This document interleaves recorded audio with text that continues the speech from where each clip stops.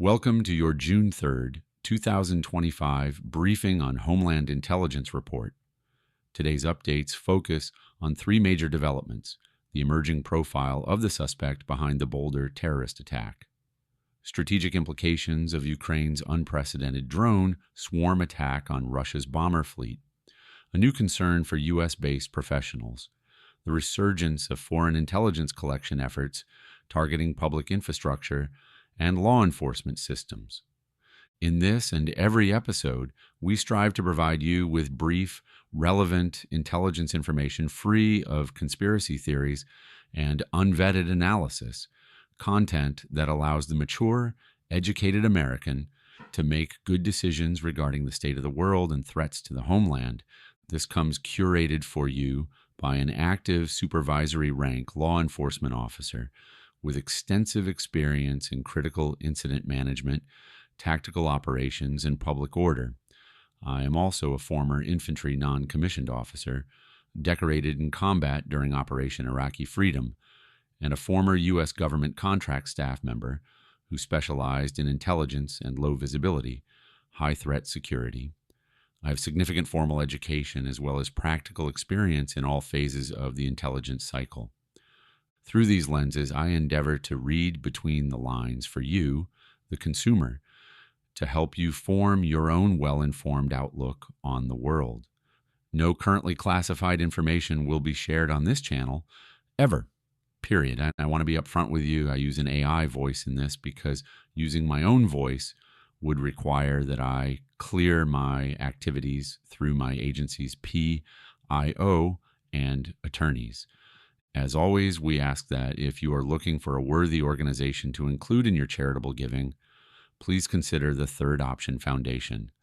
This organization works quietly to support the men and women of the CIA's Special Activities Division and honor the fallen operators whose names most Americans will never, and many times, can never know. You can make your tax-deductible donations and learn more at www.thirdoptionfoundation.org. Federal authorities have identified the suspect in yesterday's Boulder terrorist attack as 29-year-old Adam Salim Khan, a naturalized U.S. citizen originally from Jordan. Khan opened fire during an Israeli solidarity march, killing 4 and wounding 9 before being shot and killed by a responding Boulder police officer. A tactical sweep of his apartment revealed a cache of electronics, a makeshift manifesto expressing rage at Zionist crimes, and rudimentary explosive precursors. The FBI confirmed he was investigated in 2023 for participating in a Telegram group linked to anti-Israel extremism, but the case was closed due to a lack of actionable threat indicators at the time. Khan appears to have acted alone, but investigators are working to determine if he had virtual mentorship or ideological direction from foreign actors. His devices are undergoing digital forensics, but preliminary analysis suggests recent online activity in forums known to promote lone actor jihadism and anti-Semitic conspiracy theories. Notably, his social media accounts were largely inactive publicly, but featured encrypted private communications, consistent with operational security behavior seen in past domestic lone wolf attacks. DHS and FBI joint task forces have been deployed to review similar flagged individuals in Colorado and neighboring states. The broader implications of the Boulder attack suggest a pivot in domestic terrorism risk, one that blends political grievance with ideological extremism, often inspired rather than directed. The incident occurred amid increased domestic tension over U.S. policy on the Israel-Hamas war, and after weeks of online incitement targeting Jewish institutions.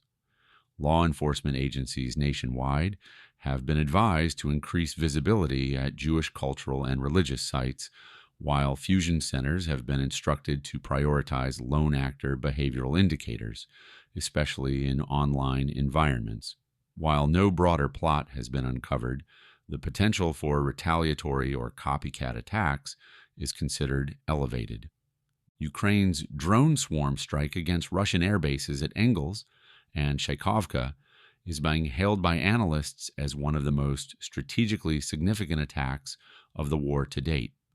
Using dozens of low-cost, first-person view, FPV drones, Ukraine reportedly overwhelmed localized electronic warfare defenses and struck at least 9 long-range bombers parked on the tarmac.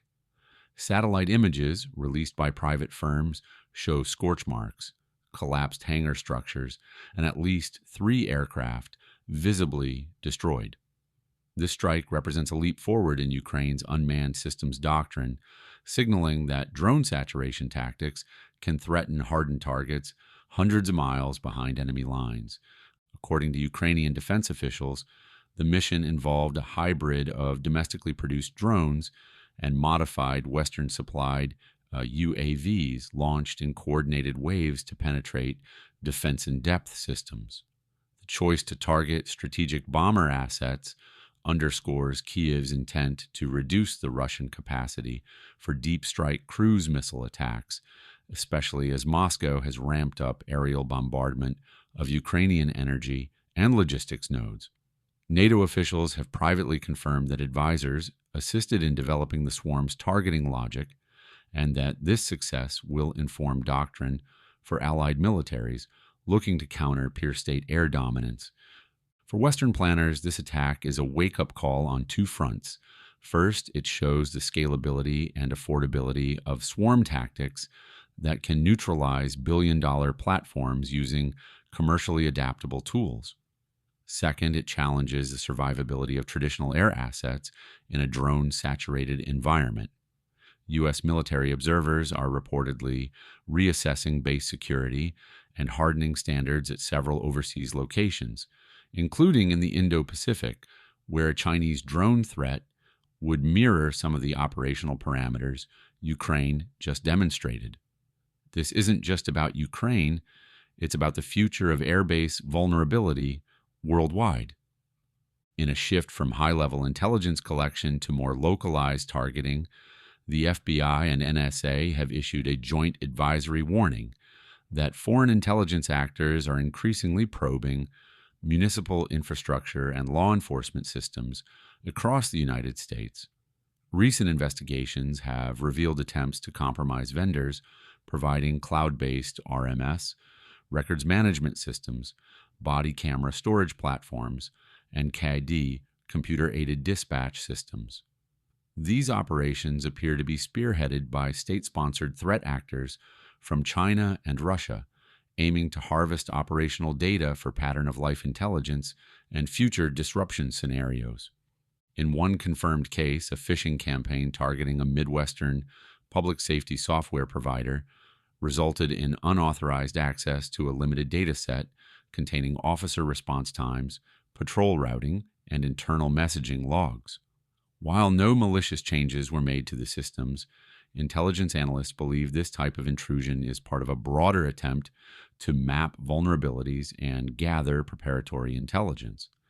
Additionally, there is growing concern about foreign access to municipal transportation and utility systems, particularly in cities that rely on third-party management or software-as-a-service vendors with inconsistent cyber hygiene. This development represents a paradigm shift.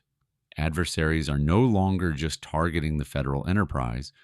They are reaching into the daily operational fabric of U.S. public safety and infrastructure.